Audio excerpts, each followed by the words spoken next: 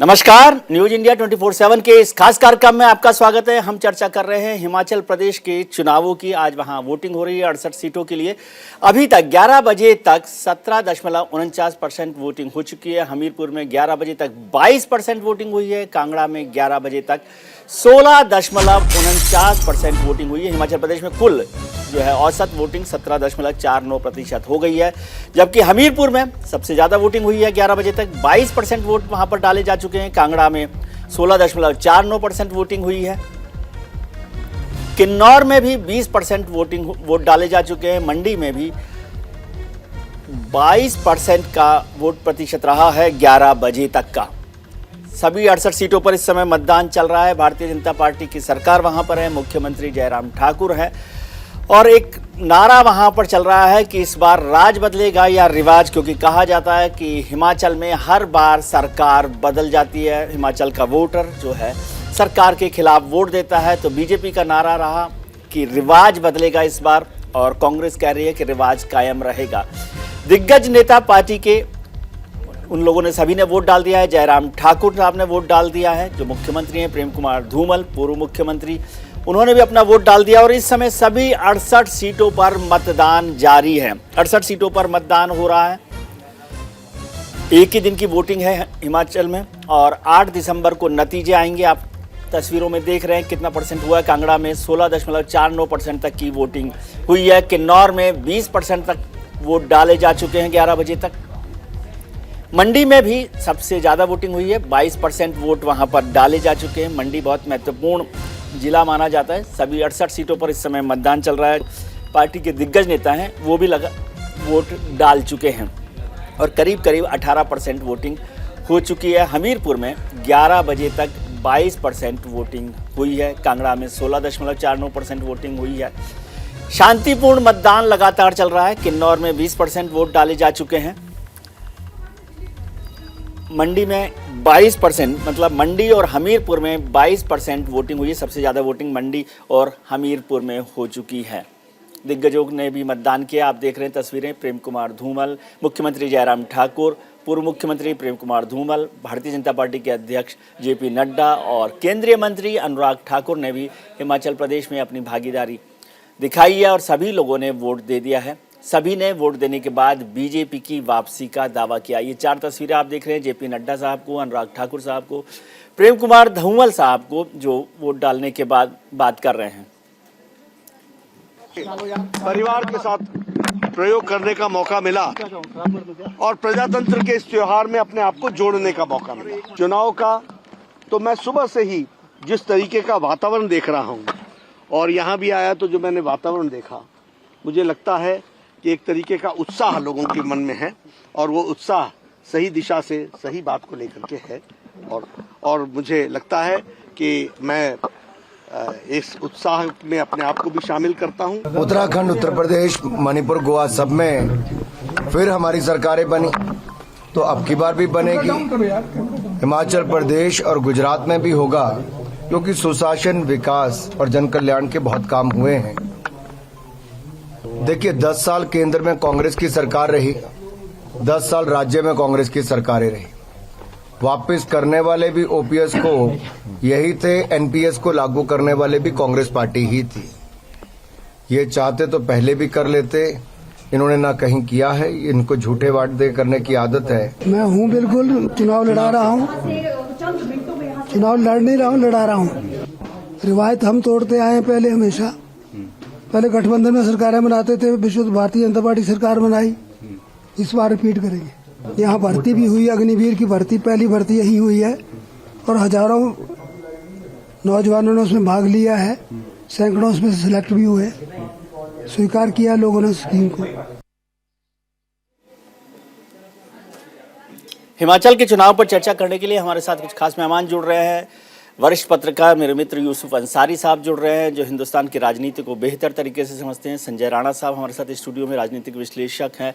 और मेरे वरिष्ठ सहयोगी पीयूष शुक्ला, जो भारतीय जनता पार्टी की रग रग को और हर सीट का हिसाब रखते हैं, वो भी हमारे साथ है। पीयूष, सबसे पहले आपके साथ हिमाचल प्रदेश का जो चुनाव है उसका नारा चल रहा है कि राज बदलेगा या रिवाज, और भारतीय जनता पार्टी ने कहा है रिवाज बदलेगा। क्या आपको लग रहा है कि वहां रिवाज बदलने वाला है और भारतीय जनता पार्टी की सरकार फिर से वहां आने वाली है?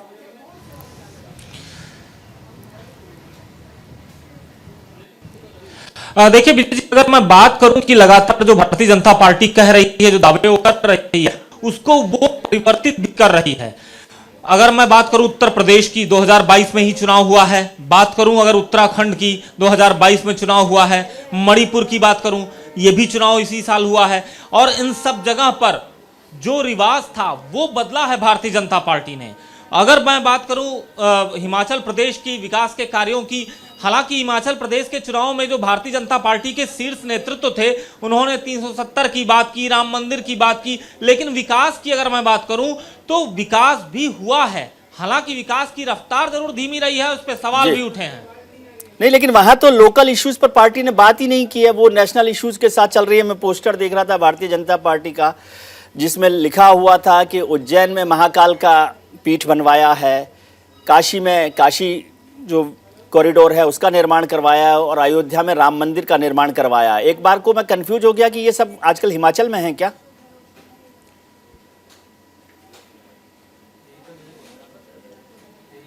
देखिए, सबसे बड़ी बात है भारतीय जनता पार्टी, चूंकि वहां पर लगातार जिस बात का विरोध था, ओल्ड पेंशन स्कीम का, इसको लेकर वहां पर बड़ी नाराजगी है। इस बात का जिक्र भारतीय जनता पार्टी के तमाम नेता ऑफ द रिकॉर्ड करते रहे, लेकिन ऑन द रिकॉर्ड इस बात का जिक्र करने में कतराते भी रहे। दूसरा सबसे बड़ा मुद्दा था अग्निवीर का, क्योंकि पर्वतीय राज्य जो भी हैं, अगर मैं उत्तराखंड की बात कर लूं या हिमाचल की बात कर लूं, यहाँ बहुत से युवा जो हैं वो भारतीय सेना में नौकरी के लिए जाते हैं, एक अच्छे भविष्य को देखते हुए उधर जाते हैं। अब अग्निवीर स्कीम के चलते तमाम युवा नाराज थे। हालांकि हिमाचल में ऐसा कोई उग्र प्रदर्शन नहीं देखने को मिला, लेकिन नाराजगी जरूर देखने को मिली। अब सवाल यहां पर यह है कि कांग्रेस क्या उस नाराजगी को अपने वोटों में बदल पाएगी जो वोट पड़ रहे हैं, और अगर नहीं बदल पाएगी तो वाकई में रिवाज जरूर बदलेगा। रिवाज बदलेगा। यूसुफ अंसारी साहब हमारे साथ जुड़े हुए हैं, बहुत बड़े पत्रकारों में से एक हैं हिंदुस्तान के। यूसुफ साहब समझाइए, पीयूष कह रहे हैं कि रिवाज बदल सकता है, वोटों को यदि जो नाराजगी है उसको एनकैश नहीं कर पाई कांग्रेस, जो है वोटों में नहीं बदल पाई, तो रिवाज बदल सकता है। आपको लगता है? वैसे वहां पर कोई पार्टी का नेता है नहीं, कांग्रेस पार्टी का नेता नहीं है। प्रियंका जी अपना कोशिश कर रही है, लेकिन चीफ मिनिस्टर कैंडिडेट कोई नहीं है, और कोई बड़ी जो फौज जिस तरह से होती है भारतीय जनता पार्टी की इलेक्शंस में, वैसी फौज कांग्रेस की दिखाई नहीं देती। कांग्रेस वोटों में तब्दील नहीं कर पाई इस गुस्से को, जो नौजवानों का गुस्सा है, नाराजगी है, तो रिवाज बदल भी सकता है। लेकिन जो जिस तरह से कांग्रेस ने लोकल इश्यूज को हाईलाइट किया है और उन पे फोकस किया है, तो उससे लगता है कि कांग्रेस ने राज्य की जो अभी तक की जो सरकार है, उस सरकार को पूरी तरह से घेरने की कोशिश की है, और उसके जवाब देने में बीजेपी कहीं ना कहीं नाकाम रही है। क्योंकि बीजेपी ने जिस तरह से भी आपने जिक्र किया कि बीजेपी ने उसी जो राष्ट्रीय मुद्दे हैं, या ये कहा जाए कि बीजेपी की जो कोर आइडियोलॉजी है उसको रिफ्लेक्ट करने वाले इश्यूज है, उन पर ही बीजेपी ने फोकस किया है। और राज्यों का जो चुनाव होता है उसमें राज्यों के मुद्दे, राज्य सरकारों का कामकाज, ये बड़ा महत्वपूर्ण होता है। तो कांग्रेस ने तो इस बार पूरी कोशिश ये की है कि भाई मुद्दे जो है वो स्थानीय हों। जो कांग्रेस की जो ओल्ड पेंशन स्कीम का मुद्दा मुझे लगता है काफी ज्यादा असरदार रहा है, और आम आदमी पार्टी ने शुरू में ये कोशिश की थी कि चुनाव को त्रिकोणीय बनाया जाए, लेकिन आम आदमी पार्टी के जो कोर मुद्दे हैं वो भी कांग्रेस ने हाईजैक कर लिए। फ्री बिजली का वादा कर दिया वहां पर। तो चूंकि कांग्रेस और बीजेपी दोनों के बीच मुख्य मुकाबला है, तो आम आदमी पार्टी की तरफ जाने वाला वोटर कांग्रेस की तरफ खिसकेगा। ये भी कहा जा सकता था कि भाई कांग्रेस का जो वोटर है, बीजेपी विरोधी वोट, वही आम आदमी पार्टी को जाएगा। तो वोटों के बंटवारे को रोकने में कांग्रेस काफी हद तक कामयाब नजर आती है। और बाकी जो लोग हिमाचल में चुनाव कवरेज के लिए गए हैं, जिनकी रिपोर्ट्स हमने देखी हैं, जिनसे बातचीत हुई है, उसके आधार पर ये लगता है कि मुकाबला कांटे का है, और कांटे के मुकाबले में कुछ भी हो सकता है, राज भी बदल सकता है और रिवाज भी बदल सकता है। एक बात कांग्रेस के पक्ष में जाती है कि क्योंकि राहुल गांधी सीधे तौर पर वहां नहीं गए, सोनिया गांधी नहीं गए, तो उन पर सीधा हमला करने का मौका बीजेपी को नहीं मिल पाया। और जो परिवारवाद का मुद्दा बीजेपी उठा रहे थे खड़गे साहब के कांग्रेस अध्यक्ष बनने के बाद, वो मुद्दा अपने आप एक तरह से मतलब कमजोर पड़ गया। ये तो नहीं कहा जा सकता है पूरी तरह खत्म हो गया है, लेकिन काफी कमजोर पड़ गया है। तो मुझे लगता है कि मुकाबला जो है वो कांटे का है, और कांटे के मुकाबले में कुछ भी हो सकता है। ठीक है, हमारे साथ संजय राणा जी, ऋषभ तिवारी और रवि सराफ भी जुड़े हुए हैं। लेकिन एक बड़ी खबर आ रही है भारतीय जनता पार्टी के वार पर, जो अरविंद केजरीवाल साहब का पलटवार है कि दिल्ली की जनता को तंग करते हैं एलजी। तो ये मुख्यमंत्री का आरोप है कि केजरीवाल ने कहा है कि एलजी जो है वो दिल्ली की जनता को तंग कर रहे हैं। वो प्रेस कॉन्फ्रेंस कर रहे हैं, एक बार उनको सुन लेते हैं। मतलब वो वोट किस चीज पे मांग रहे हैं? इस चीज पे केजरीवाल राक्षस है। केजरीवाल ये इस चीज पे वोट मांग रहे हैं। वो आजकल वो एक स्टार प्रचारक को लेके आए हैं, वो सुकेश चंद्रशेखर। वो मैं तो उनसे मतलब वो आजकल वही सेम भाषा सीख रहा है वो इसकी, जो बीजेपी वालों के। बीजेपी वाले भी अपनी प्रेस कॉन्फ्रेंस में कहते हैं केजरीवाल का लाई डिटेक्टर टेस्ट होना चाहिए। वो भी कहने लग गया कि तो वो बिल्कुल ट्रेन हो गया बीजेपी में शामिल होने के लिए। किसी भी दिन हो सकता है कि ये लोग शामिल करा लें, और उसे तो स्टार प्रचारक बनाना चाहिए। क्योंकि आजकल मैंने सुना मोदी जी की सभाओं में भीड़ भी नहीं आ रही है। बड़ौदा में उन्होंने वो किया था अभी रोड शो, 700 लोग थे उनके रोड शो में। सारे चैनलों को फोन किया गया इसको लाइव मत दिखाना क्योंकि बेइज्जती हो जाएगी। तो अब जैसे मोदी जी जब रोड शो करते हैं, एक गेट पे वो खड़े हो जाते हैं, दूसरे गेट पे अब सुकेश चंद्रशेखर को खड़ा कर लेना चाहिए। उसको देख के भीड़ तो आएगी, कम से कम उसकी मनोहर कहानियां, उसकी इतनी कहानियां हैं ठगी की, उसको सुनने के लिए भीड़ आएगी, लोग उसको देखने के लिए आएंगे। कम से कम बीजेपी की सभाओं में भीड़ तो होने लगेगी। उसको शामिल कराना चाहिए, उसको राष्ट्रीय अध्यक्ष बनाना चाहिए इनको, बीजेपी वालों को। और कुछ एक टीवी चैनल्स हैं, उन टीवी चैनल्स को सुकेश चंद्रशेखर को अपना ब्रांड एम्बेसडर बना लेना चाहिए। सर, बीजेपी ईडी के आधार पर ये कह रही है कि मनीष जी ने कई सारे मोबाइल बदले हैं, करोड़ों रुपए खर्च किए हैं, उसके जवाब में क्या कहते हैं? जेल डाल दो, कुछ भी अगर गलत किया तो जेल डाल दो। ईडी और सीबीआई अब ये फिल्म प्रोडक्शन कंपनीज बन चुकी हैं। ED director is not an investigating, he is a film director. CBI director is not an investigating agency director, is a film director. PMO फिल्में प्रोड्यूस करता है, स्क्रिप्ट्स यहां लिखी जाती हैं और फिल्मों की डायरेक्शन ये करते हैं। मैं उनसे कहना चाहूंगा कि भ्रष्टाचार अगर किसी ने किया उसको पकड़ के जेल में डालो, स्टोरीज प्लांट करना बंद करो, कहानियां बुनना बंद करो, स्क्रिप्ट्स लिखना बंद करो। मतलब बॉलीवुड से ज्यादा अच्छी कहानियां आजकल इनके ईडी और सीबीआई के दफ्तरों में लिखी जाती हैं। Thank you.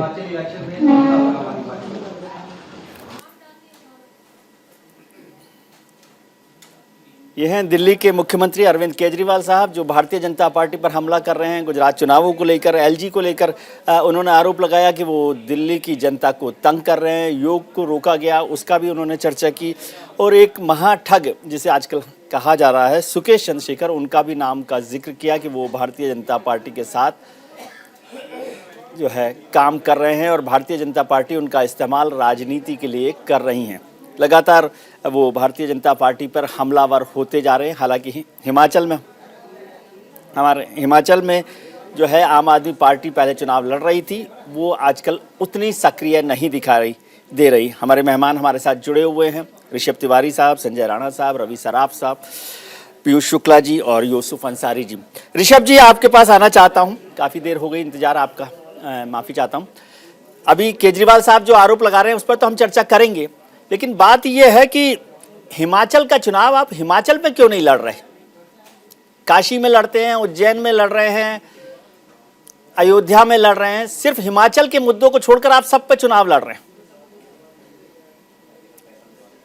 सबसे पहले धन्यवाद न्यूज इंडिया चर्चा के लिए जी। और डिबेट आपके साथ बड़ा होता है और आपके प्रश्न वैसे ही होते तो मुझे जवाब देने में अच्छा लगता है।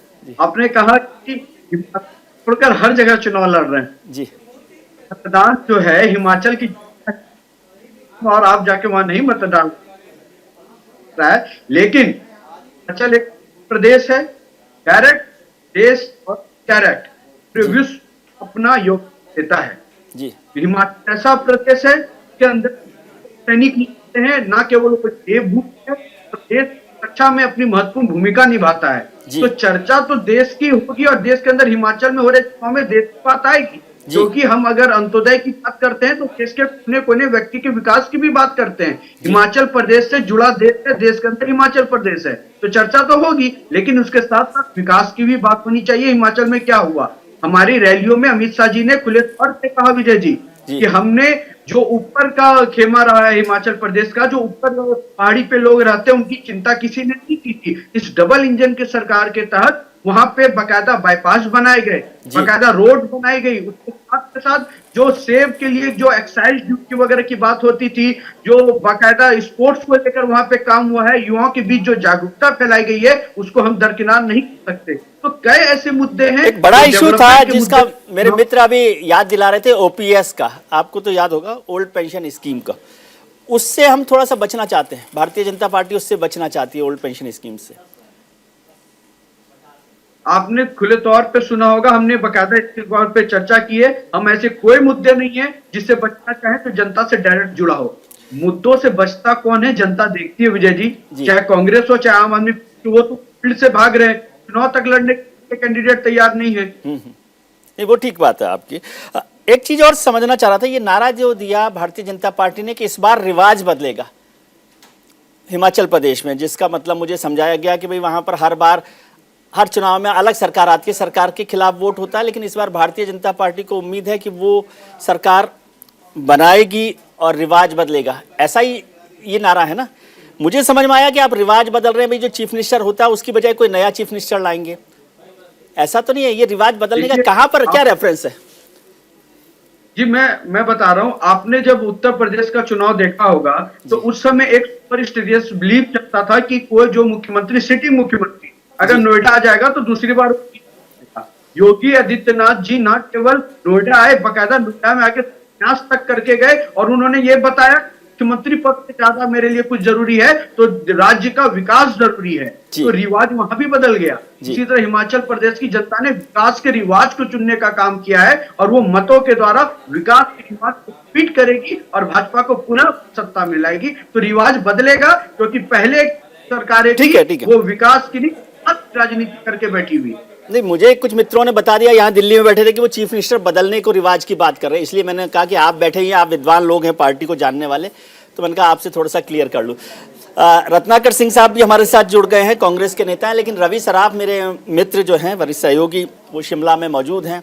भारतीय जनता पार्टी, कांग्रेस और हिंदुस्तान की राजनीति को बेहतर तरीके से समझते हैं और लगातार लगे हुए हैं। रवि, क्या हो रहा है? इस सवाल का जवाब क्या है कि राज बदलेगा या रिवाज बदलेगा? कांग्रेस के तो लोग दिखते नहीं है, प्रियंका जी वहां पर हैं, तो इससे लगता है कि कांग्रेस वहां पर है। बिल्कुल विजय जी, देखिए अगर कांग्रेस की आपने जिक्र किया, कांग्रेस की बात किया, तो कांग्रेस की तरफ से हिमाचल की कमान प्रियंका गांधी वाड्रा ने संभाला था और प्रचार करने आए थे। इस वक्त मैं जहां पर खड़ा हूं ये भी जगह बहुत महत्वपूर्ण है, क्योंकि ये सत्ता का केंद्र है। ये शिमला का वो जगह है जहां पर आपको दिखाते हैं इस पहाड़ के पीछे मुख्यमंत्री का आवास है। मुख्यमंत्री यहाँ पर रहते हैं, जो भी जीत कर आते हैं मुख्यमंत्री बनते हैं। सीधा जनता से ही समझ लेते हैं कि क्या रिवाज बदलेगा, नहीं बदलेगा, क्या मुद्दे हैं, और जनता से ही सीधा जान लेते हैं। सर, आपसे जानना चाहूँगा, क्या जो बार बार एक बात का जिक्र हो रहा है कि रिवाज बदलेगा और रिवाज नहीं बदलेगा, आप चूंकि यहाँ के जनता हैं, आपने मतदान भी किया है, क्या कहेंगे? रिवाज तो शायद ना ही बदलेगा जी, रिवाज नहीं बदलेगा, क्योंकि लोगों को जो मौजूदा सरकार है उसकी पॉलिसी हैं जो बहुत पसंद है, उनको बहुत काम किया है सरकार ने, तो रिवाज तो नहीं बदलेगा। ठीक, आप ये कह रहे हैं कि सरकार जो है कंटिन्यू करने वाली भारतीय जनता पार्टी की। रवि, आता हूं मैं आपके पास। अशोक गहलोत साहब राजस्थान के मुख्यमंत्री हैं, वो गुजरात में कांग्रेस का घोषणा पत्र जारी कर रहे हैं, एक बार उनको भी सुन लेते हैं। उम्मीदवार खड़े रखे हैं वोट तोड़ने के लिए कांग्रेस के। ये बहुत बड़ी चाल जो इनकी है वो खुद एक्सपोज हो गए हैं और जनता कभी गुजरात में स्वीकार नहीं करेगी। धन्यवाद।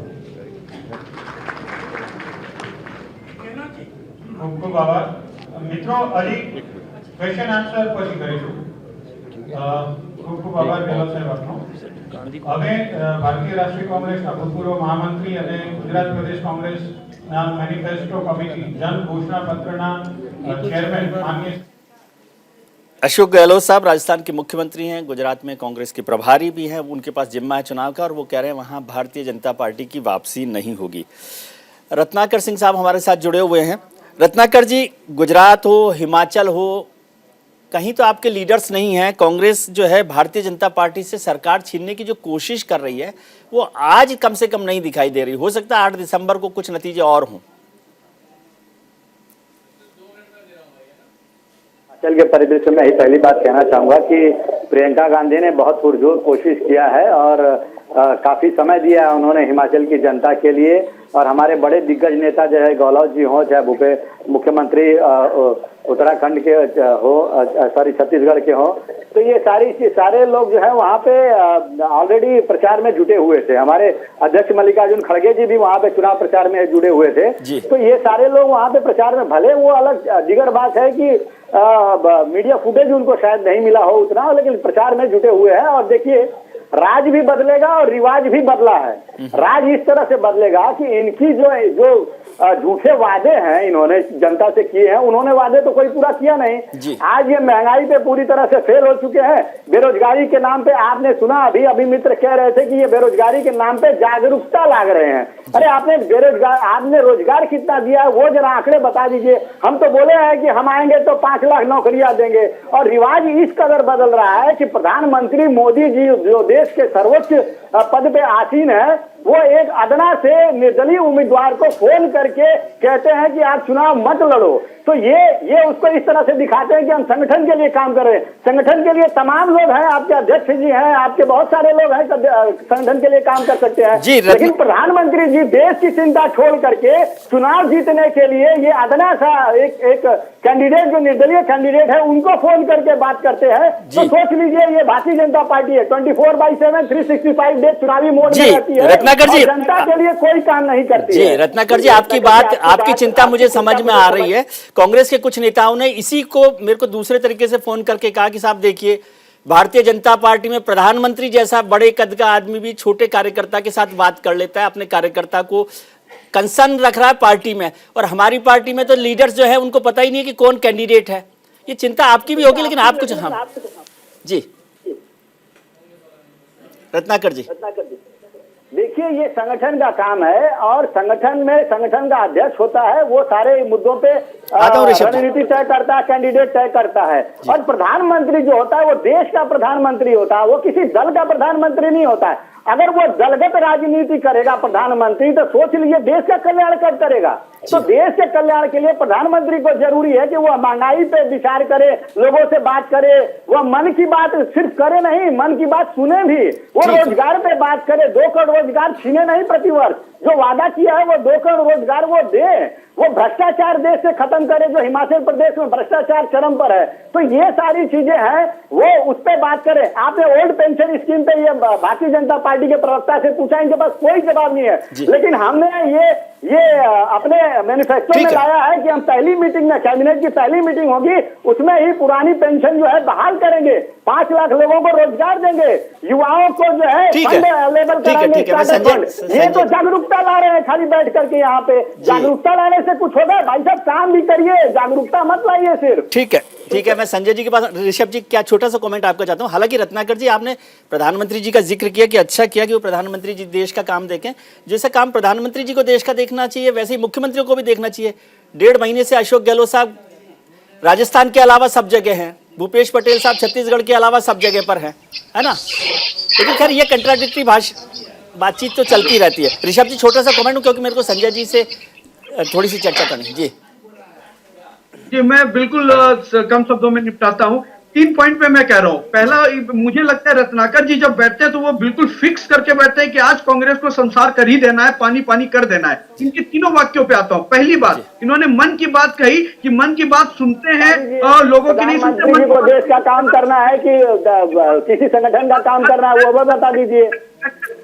ठीक है रत्नाकर जी, अब ऋषभ जी को बोल लेने। ठीक है, तो मेल के माध्यम से जो पीएम को संदेश दिया जाता है वही कहा जाता है, जनता की मनों की बात प्रधानमंत्री अपने मुख्य से कहते हैं, और ये इन्हें कभी समझ नहीं आएगा। दूसरी बात मैं कहता हूं, ये कहे अदना सा कार्यकर्ता, यही तो घमंड आज कांग्रेस को चूर कर दिया कि अदना सा कार्यकर्ता भी इनके लिए अदना रखता है, लेकिन हमारे लिए कोई कार्यकर्ता हो ना तो अदना है या कोई वीआईपी हो, वो हमारे लिए बहुत महान है। हमारे यहाँ चाय वाला प्रधानमंत्री बनता है, मंडल का अध्यक्ष राष्ट्रीय अध्यक्ष बनता है, ये डिफरेंस है। That is why the Bharatiya Janata party. ठीक है ऋषभ जी, ठीक है। संजय जी करना छोड़ दीजिए, तो फिर कार्यकाल में भ्रष्टाचार हिमाचल प्रदेश। ठीक है रत्नाकर जी, ओके। ऋषभ जी, ओके। संजय जी, संजय जी आपके पास आना चाहता हूँ, माफी चाहता हूँ कि काफी वक्त लग गया, लेकिन सबकी बात आपने सुनी है। एक कमेंट आप दीजिए, हमें ब्रेक पर जाना, लेकिन मैं चाहता हूँ पहले आपकी एक छोटी टिप्पणी हो। जी good afternoon to my fellow panelist. देखिए ऐसा है कि ये जो आज पर्व है, देखिए किसी भी डेमोक्रेटिक कंट्री में अगर जिस दिन वोट पड़ता है एक तरह से त्यौहार की तरह, तो मैं इस त्यौहार को मनाना चाहता, हर्षोल्लास से मनाना चाहिए, सबको वोट देना चाहिए। रहा जब हिमाचल प्रदेश के चुनाव की बात करते हैं तो बड़ी सोचना चाहिए कि हिमाचल प्रदेश में क्या हुआ क्या नहीं हुआ है। अगर आप बात करते हैं रोजगार की, नो डाउट थोड़ा सा रोजगार में कोरोना काल की वजह से थोड़ा टिप हुआ है, लेकिन 2-3 अगर आंकड़ा दे दो तो आपको सरप्राइज भी लगेगा कि अप्रैल 2020 का जो आंकड़ा 2.2 था हिमाचल प्रदेश का अनएम्प्लॉयमेंट, आज के दिन में 9.5 है। तो देखिए लेकिन अगर इसको अगर आप कांग्रेस शासित प्रदेशों से कंपेयर करेंगे तो काफी बेहतर है। लेकिन उसके जो मुख्य मुद्दे, आपने 2-3 बड़े अच्छे प्रश्न उठाए कि Bharatiya Janata party national agenda लेके क्यों जा रही थी। कि भारतीय जनता पार्टी हमेशा 2014 के बाद से इसका कार्य करने का तरीका बदल चुका है, इसलिए बदल गया है कि नेशनल प्लस लोकल लेके चलते हैं। आप कभी भी किसी भी चुनाव में जाओगे तो नेशन को छोड़ करके सिर्फ लोकल पर नहीं हो सकते हो, लोकल भी नेशन का पार्ट है, तो नेशन को रहना ही पड़ेगा। तो आप ये देख लीजिए, चाहे आप डेवलपमेंट का काम देख लीजिए, तो पहले अगर आपको एक आंकड़ा दे रहा हूँ हॉस्पिटल का, विजय जी 30 सेकंड लूंगा, तो 2006 में 141 यूनिट थे, यानी हॉस्पिटल हुआ करते थे। आज के दिन में हिमाचल प्रदेश में 822 यूनिट है। तो आपको डेवलपमेंट दिख रहा है, एम्स खुल गए हैं, काफ़ी IITs खुल गई, काफ़ी कुछ काम हुआ। देखिए 2 मुद्दे हैं किसानों के, जो था सेब व्यापारियों का। सेब व्यापारी जो है तकरीबन 1.7 लाख लोग जो उस पर आश्रित है, और तकरीबन GDP का 13% उसमें से आता है। उसमें क्या था कि 12% पहले हुआ करता था, अब 18 हो गया। तो उसको डेंट को बचाने के लिए भारतीय जनता पार्टी ने बहुत सही कदम उठाया। अगस्त में ही उसको बोला कि 6% जो बढ़ा हुआ है वो सरकार वहन करेगी, इससे इसको कवर अप कर लिया। ठीक है,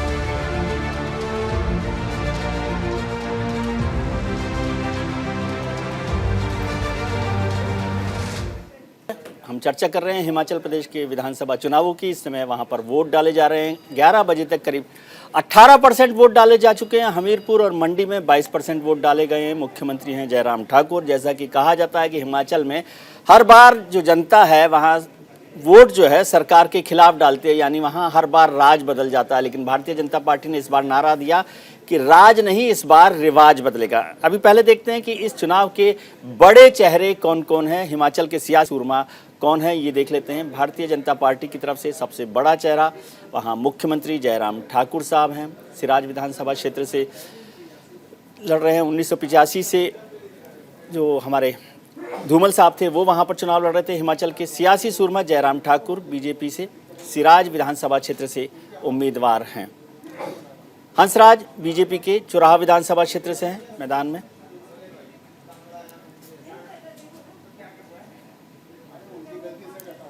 जनक राज साहब हैं, वो भरमौर विधानसभा क्षेत्र से चुनाव लड़ रहे हैं। भारतीय जनता पार्टी के वरिष्ठ नेता माने जाते हैं। जी, ये सभी लोग सियासी सूरमा जो हैं भारतीय जनता पार्टी के बड़े नेता हैं। आगे उसके दूसरी पार्टी की हम चर्चा करेंगे। DS ठाकुर साहब हैं जो डलहौजी विधानसभा क्षेत्र से चुनाव मैदान में हैं। विक्रम जरियाल जो हैं वो भारतीय जनता पार्टी के ही नेता हैं। भटियाल विधानसभा क्षेत्र से चुनाव लड़ रहे हैं विक्रम जरियाल। इसके साथ साथ रणवीर सिंह भारतीय जनता पार्टी के नूरपुर विधानसभा क्षेत्र से चुनाव मैदान में हैं। अब कांग्रेस के नेताओं पर भी थोड़ा सा नज़र डाल लेते हैं। शिमला ग्रामीण विधानसभा क्षेत्र से विक्रमादित्य सिंह हैं जो कांग्रेस के उम्मीदवार हैं, वो शिमला ग्रामीण विधानसभा क्षेत्र से मैदान में हैं। मुकेश अग्निहोत्री जो पहले विपक्ष के नेता भी थे, कांग्रेस में हरोली विधानसभा क्षेत्र से उम्मीदवार हैं। भवानी सिंह पठानिया कांग्रेस के फतेहपुर विधानसभा क्षेत्र से चुनाव लड़ रहे हैं।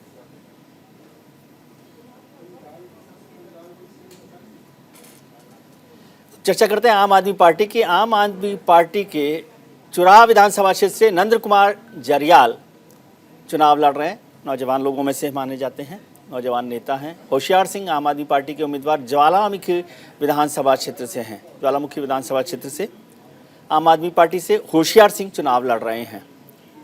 रविंद्र सिंह रवि आम आदमी पार्टी के उम्मीदवार हैं, वो 16 विधानसभा क्षेत्र से चुनाव मैदान में खड़े हुए हैं, चुनाव मैदान में डटे हुए हैं। नंद कुमार जरियाल का हमने जिक्र किया, आम आदमी पार्टी से चुराह विधानसभा क्षेत्र से मैदान में है।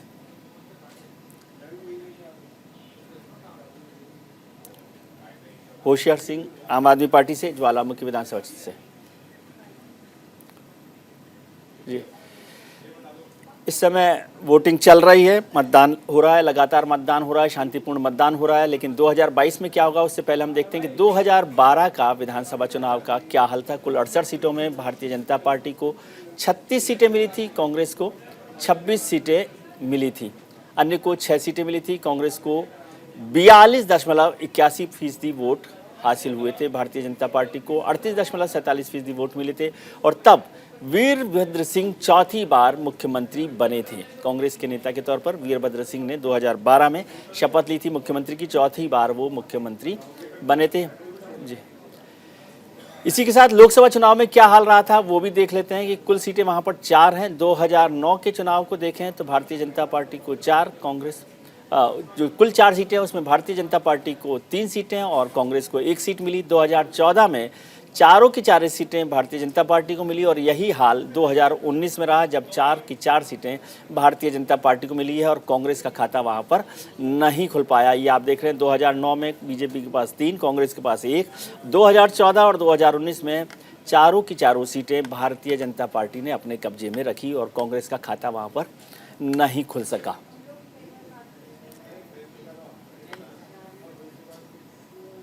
जी जी, चर्चा शुरू करते हैं। हमारे सहयोगी जुड़े हुए हैं, पीयूष शुक्ला हमारे साथ हैं, रवि सराफ हमारे साथ हैं, संजय जी हमारे साथ हैं और यूसुफ अंसारी साहब भी हमारे साथ हैं।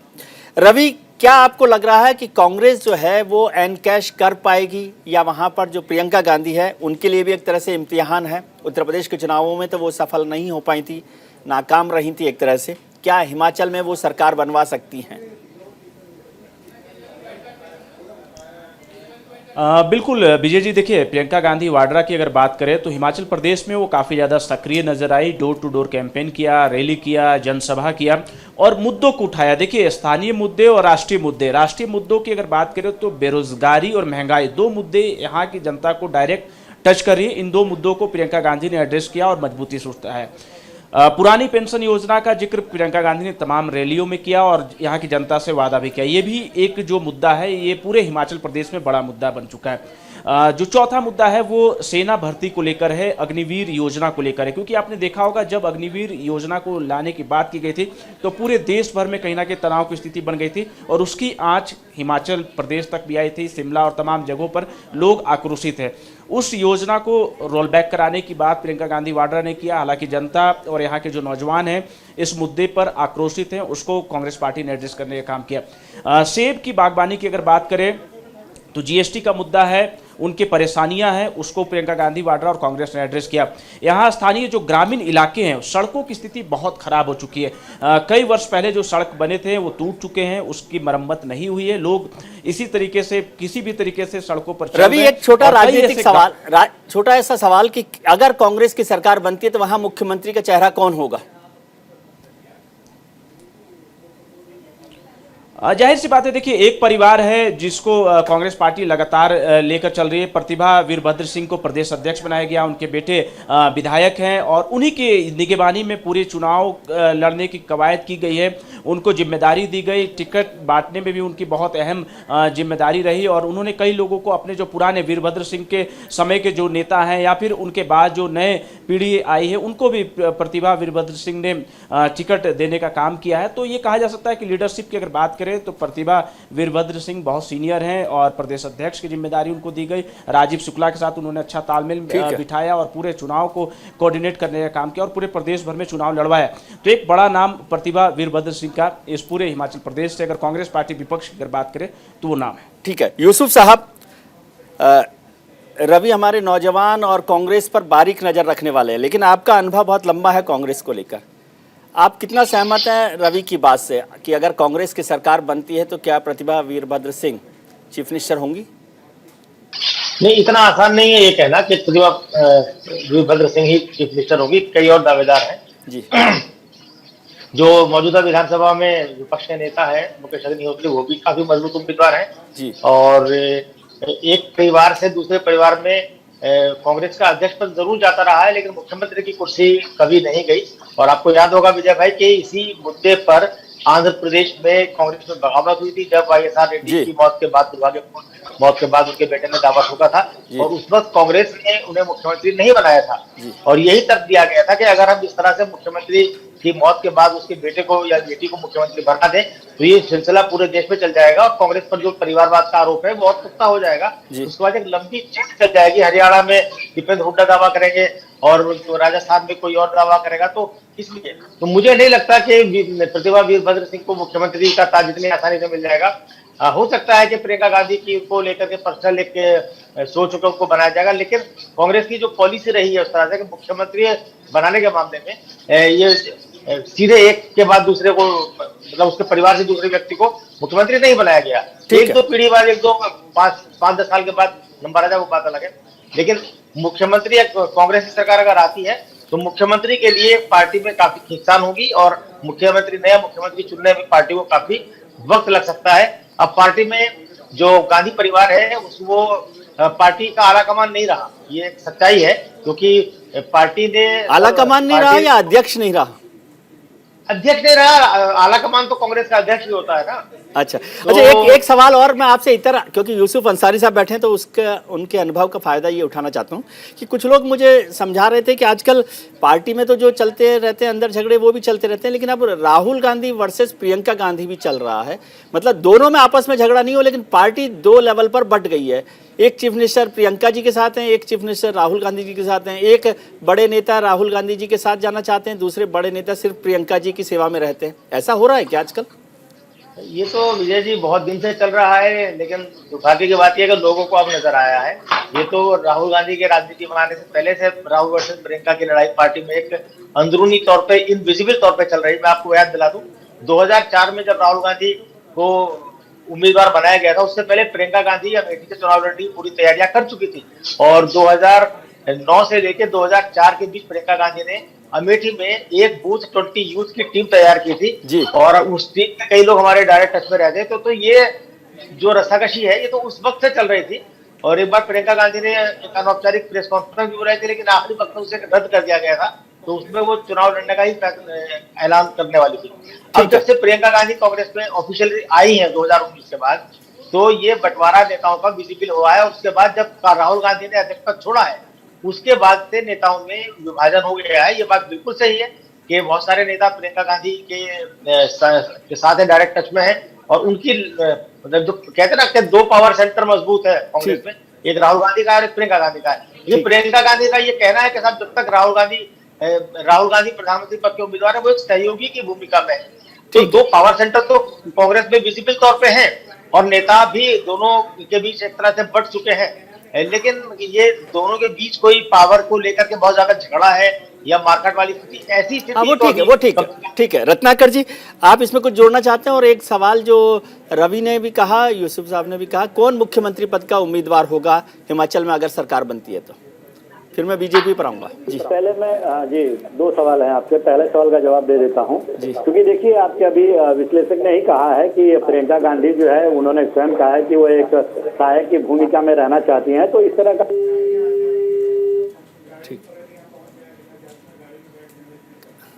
जी। रत्नाकर जी का शायद कनेक्शन कट गया है, आवाज हमें नहीं मिल पा रही है।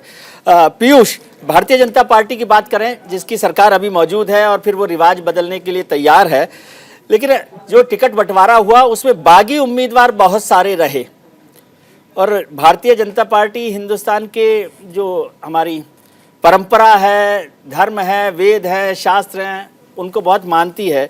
तो ये विभीषण परंपरा जो है हमेशा नुकसान पहुंचाती रही है, वो रामायण से हिमाचल तक चलेगी? देखिए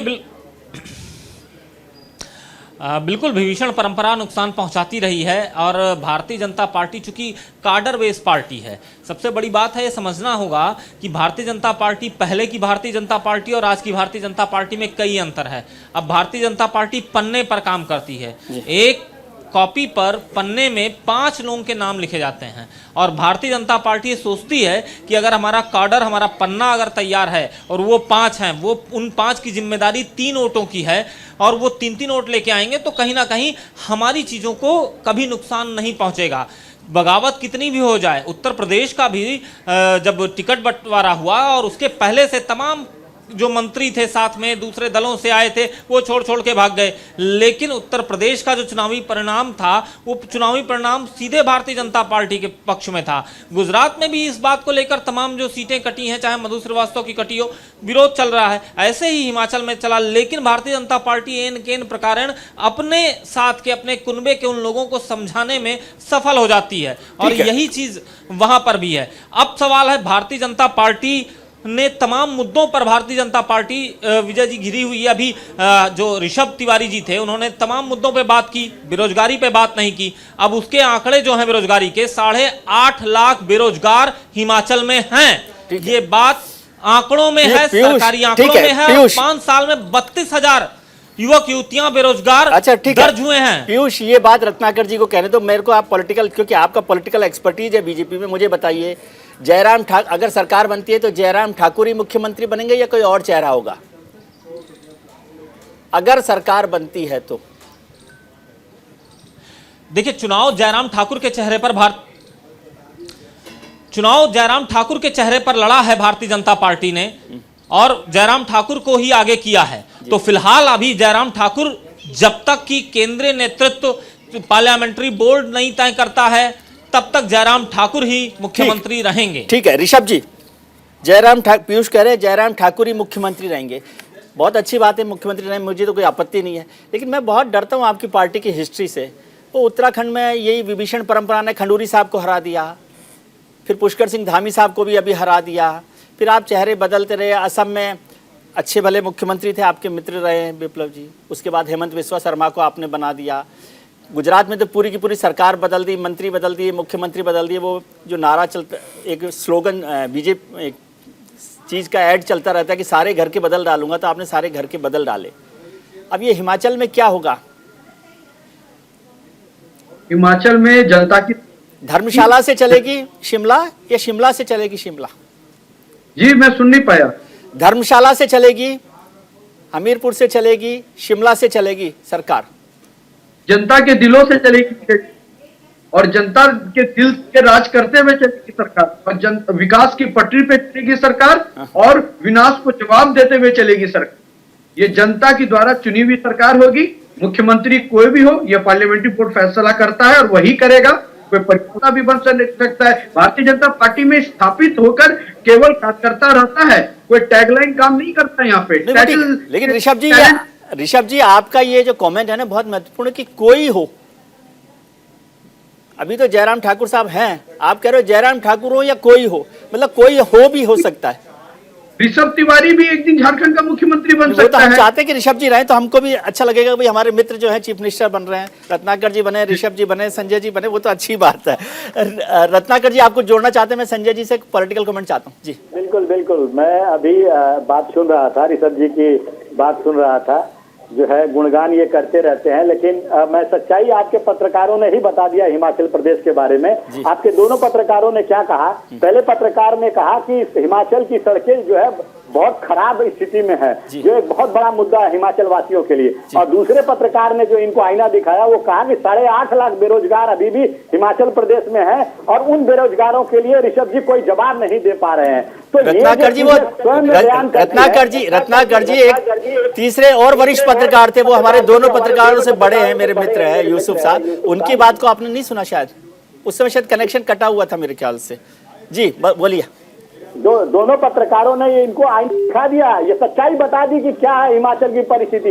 ये कितना भी मोदी जी का गुणगान कर ले, ये कितना भी अपने पार्टी का गुणगान कर ले, लेकिन हकीकत यही है कि 5 साल में ये 5 उपलब्धियां तक गिना नहीं सकते हैं, और अगर गिनाएंगे भी तो वो झूठे सब उपलब्धियां गिना सकते हैं। ये ऋषभ जी की ये बात करने की शैली जो है एक अलग परिदृश्य में देखा जा सकता है, लेकिन विकास वहां पे कोई शून्य हुआ है। आज अगर हिमाचल की जनता के, अभी विश्लेषक जो है आपके स्टूडियो में जो बैठे हैं वो कह रहे थे सेब के व्यापारी, हिमाचल प्रदेश में जो किसान है ज्यादातर सेब का उत्पादन करते हैं, तो सेब के उत्पादन में आज वो बेचारे, उनके लागत की भी मूल्य नहीं मिल पाती है, क्योंकि सरकार ने पेट्रोल के दाम महंगे कर दिए, डीजल के दाम महंगे किए, और जो पैकिंग करने वाले, सेब के पैकिंग करने वाली वस्तुओं के मटेरियल, पैकेजिंग मटेरियल के दाम महंगे कर दिए। तो वो बेचारे आज संजय जी अपनी लागत का मूल्य जो है नहीं हासिल कर पा रहे हैं। ठीक है संजय जी, आपका कमेंट।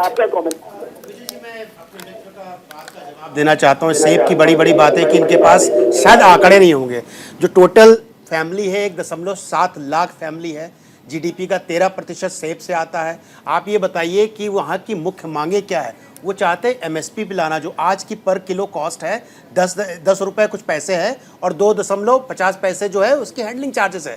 लेकिन आप जम्मू कश्मीर में देखेंगे विजय जी, तो वहाँ पे जो सेब का है ए, बी एंड सी कैटेगरी में आता है। ए जो है 60 रुपए का है, बी कैटेगरी का सेब 44 रुपए का है और सी कैटेगरी का सेब 24 रुपए का है। तो वो डिमांड कर रहे हैं क्योंकि यहाँ पे 10 रुपए मिल रहा है। और इनके ही नेता जो कांग्रेस के हमारे मित्र बैठे हुए, इनके नेता हुड्डा जी ने 2-3 दिन पहले अनाउंसमेंट किया है कि सेब के दाम डबल कर दिए जाएंगे, यानी 20 रुपए प्रति किलो कर दिया जाएगा। ये अब आते हैं कि भाई सरकार किसकी बनेगी किसकी नहीं बनेगी। लेकिन सर वो बीजेपी की सरकार में तो 10 रुपए किलो ही मिल रहा है। हाँ बिल्कुल, वही मैं बोला बड़ा इशू हुआ ना, मतलब मैं बोल तो रहा हूँ कि 10 रुपए कुछ पैसे प्रति किलो मिल रहा है। सेब का दाम बड़ा मुश्किल, बड़ा इशू हो सकता है। बिल्कुल बिल्कुल, लागत नहीं आ रही। आई थिंक जो स्टेटिक्स बोल रहे हैं लागत उसकी दुगनी और तिगनी है, तो वो सरकार उस पर अहम फैसला लेना पड़ेगा। देखिए जीएसटी की बात, जीएसटी से कोई फर्क नहीं पड़ रहा है। लागत का अगर मूल्य निकलेगा तो तब होगा, वो डिपेंड हो जाएगा। उस पर जीएसटी से मतलब नहीं, तो कंफ्यूज होने की जरूरत नहीं है। अब आते हैं मुख्य मुद्दे पे। देखिए ऐसा कि आपके जो रिपोर्टर हैं वहां पे बोल रहे थे कि ग्राउंड रियलिटी अलग है, लेकिन देखिए ऐसा होता है जब चुनाव होते हैं तो उसमें इमोशंस भी होते हैं। और जहां पे आपने बोला कि मुख्यमंत्री का चेहरा कौन होगा, भारतीय जनता पार्टी में एक भी आदमी सिवाय योगी जी को माइनस कर दीजिए और विश्व शर्मा जी को माइनस कर दीजिए जिसके चेहरे पे वोट पड़ता हो, अगर मोदी और कमल का निशान नहीं हो विजय जी, तो हो सकता है भारतीय जनता पार्टी का विधायक भी ना जीते। कोई नहीं पहचानता इनको, लेकिन वो भारतीय जनता पार्टी का एक चेहरा है जो मोदी जी हैं और कमल का निशान इससे जीतते हैं। और आज इसीलिए आप मतलब आप कह रहे हैं पार्टी सरकार कोई काम ही नहीं करती? नहीं, सरकार काम करती है। देखिए ऐसा होता है, ये संगठन क्या है बड़ा, जो भारतीय जनता पार्टी आपके एक जो पत्रकार पीयूष जी बता रहे हैं, पन्ना शिवराज जी नाराज हो जाए, वो कहेंगे लो आपने मेरे को याद। मैं बता रहा हूं, मैं इन्होंने पन्ना की बात की, वो पन्ना पेज की बात नहीं कर रहे थे, पन्ना प्रमुख की बात कर रहे थे। जो गुजरात में फॉर्मूला लागू कर दिया गया है कि एक आदमी प्रत्येक घर से रिप्रेजेंटेटिव होगा, एडवोकेट होगा, जो अपने घर का वोट लाएगा। सोचिए उस लेवल की प्लानिंग एंड एग्जीक्यूशन और प्लानिंग एंड स्ट्रेटजी बनाते हैं जो विपक्षी पार्टी फेल है। मैं अगेन बोल रहा हूं, अगर कांग्रेस पार्टी थोड़ा सा अच्छे से लड़ती, हो सकता है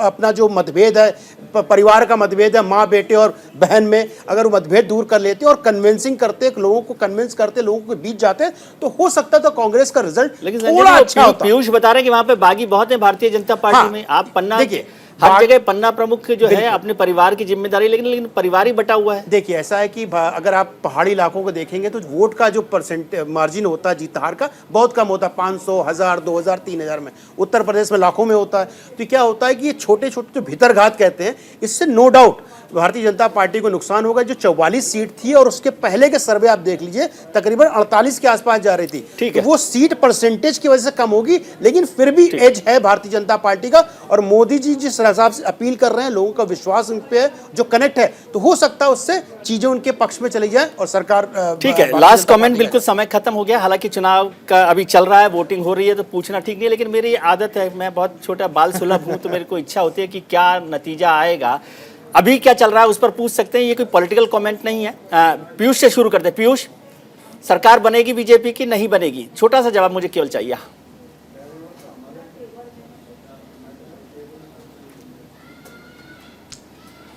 देखिए, जनता का जनादेश किस तरफ जाएगा ये जनता तय करेगी। आज महापर्व चल रहा है जनादेश का।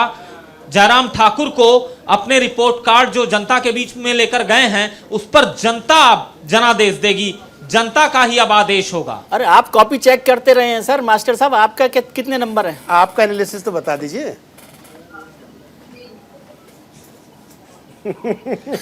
रोड टूटी है रवि, तो कहा जा रहा है? 40 और 60 40-60 मतलब 60% बीजेपी सर। 40% चांसेस लग रहे हैं आपको बीजेपी की सरकार? 60% सर।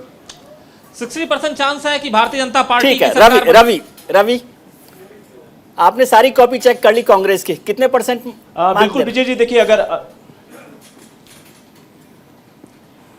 अगर देखिए, अगर फाइट की अगर बात कीजिएगा तो फाइट बहुत तगड़ी है हिमाचल प्रदेश में। और कांग्रेस पार्टी इस वक्त ये कहा जाए कि ग्रामीण इलाके में एज में है, और शहरी इलाकों की अगर बात करें तो देखिए शहरी इलाके में मतदाता जो है घर से पूरी तरीके से नहीं निकले, तो अभी कहना बहुत जल्दबाजी होगा। क्योंकि मैं आपको अभी कैमरा थोड़ा सा पैन करके अगर आपको दिखाऊं तो देखिए ये पोलिंग सेंटर है, पर आपको यहाँ पर जो मतदाता है वो नजर नहीं आएंगे। पोलिंग एजेंट जरूर है, सुरक्षाकर्मी जरूर है, पर मतदाता नहीं है। तो शहरी इलाकों में वोट नहीं पड़ रहे हैं। कितने परसेंट वोट मिल रहे हैं सर, मुझे ये बताओ। रवि, छोटा सा जवाब मुझे चाहिए। कितने परसेंट चांस लगते हैं आपको कांग्रेस की सरकार बनने के? अभी तक स्थिति 50-50 की है। 50-50, 60 से 50-50 पर। रत्नाकर जी, बहुत छोटा सा जवाब, पॉलिटिकल कमेंट नहीं, पार्टी कार्यकर्ता पर मत बोलिए। 100% कांग्रेस पार्टी वहाँ पे चुनाव जीतने वाली है। और इस बार राज भी बदलेगा। जिस प्रकार रिवाज बागियों ने बदला है, 20 के करीब जो बागी है इनको पूरी तरह से हरा देंगे। ठीक है ऋषभ जी, ठीक है ऋषभ जी, छोटा सा जवाब। परसेंटेज की बात तो तब आएगी विजय जी जब रेस में तो खुले तौर पर अकेले तो लेकर पॉडर है, कोई परसेंटेज नहीं हमारे सरकार में। ठीक है यूसुफ जी। हाँ, मुझे लगता है रिवाज कायम रहेगा और राज बदलेगा, ऐसा लग रहा है। राज बदलेगा। संजय जी। मुझे लगता है विजय जी राज कंटिन्यू करेगा, भारतीय जनता पार्टी कंटिन्यू करेगी कि उसका अगर वोट परसेंटेज आप तीनों देखें तो काफी अंतर है उसमें। ठीक है, ये केवल डिस्कशन के लिए था, इसका कोई मतलब चुनाव के नतीजों से भी नहीं है और चुनाव पर हो रही वोटिंग से भी नहीं है, इसलिए मैं माफी चाहता हूं। लेकिन ये मेरा एक इंटरेस्ट था, इसलिए हमने सबसे ज्ञानवर्धन के लिए किया। आप सब लोगों का बहुत शुक्रिया। चलते चलते हिमाचल कांग्रेस के अध्यक्ष प्रतिभा सिंह ने हिमाचल की जनता से मतदान करने की अपील की है, वो भी हम लोग सुन लेते हैं। और न्यूज इंडिया पर खबरों का सिलसिला जारी रहेगा, आप कहीं मत जाइएगा। हिमाचल के सारे वासी बहुत उत्साहित है, आज वोट डालने के लिए सभी जाकर अपना अपना मतदान करेंगे और हिमाचल प्रदेश में नई सरकार बनाने के लिए सहयोग देंगे।